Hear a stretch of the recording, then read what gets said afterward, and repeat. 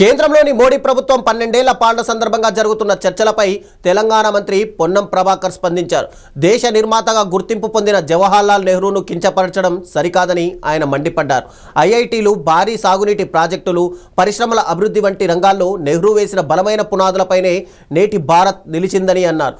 చారిత్రాత్మక వాస్తవాలను విస్మరించి ప్రచార రాజకీయాల కోసం మహానేతల త్యాగాలను తక్కువ చేసి చూపడం తగదని ఆయన హితవు పలికారు. అలాగే బీజేపీ నాయకురాలు దగ్గుపాటి పురంధరేశ్వరి వంటి వారు కూడా చారిత్రక నేతలపై వ్యాఖ్యలు చేసేటప్పుడు బాధ్యతతో వివరించాలని సూచించారు.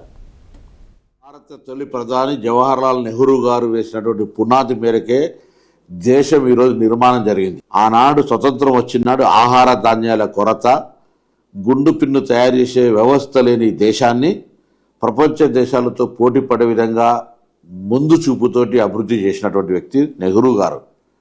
ఈరోజు నరేంద్ర మోడీ గారి పరిపాలన నెహ్రూ గారు పరిపాలించిన దానికంటే ఎక్కువ కావచ్చు, అభినందనలు.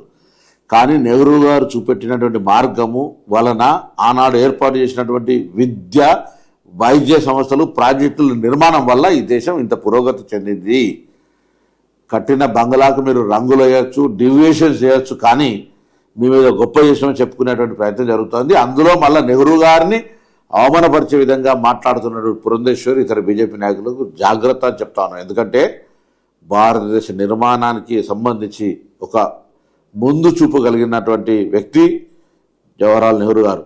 వారి ముందు చూపు వల్ల ఈరోజు 100 దేశాల్లో మరి సీఈఓలు మన భారతీయులు ఉన్నారంటే కానీ, ఈరోజు మన యొక్క ఆహార ధాన్యాలు బయటి దేశానికి ఎగుమతి అవుతున్నాయి. కానీ ఇక్కడ ఉద్యోగ అంశాలు నవరత్న కంపెనీలు కావచ్చు, ఇతరత్ర పెట్టి ఉద్యోగ సమస్యను పరిష్కరించడం కానీ, పారిశ్రామిక రంగంగా ఆ విధంగా ఈరోజు దేశం స్వయం సమృద్ధిగా ఎదగడానికి నెహ్రూ గారే కారణం.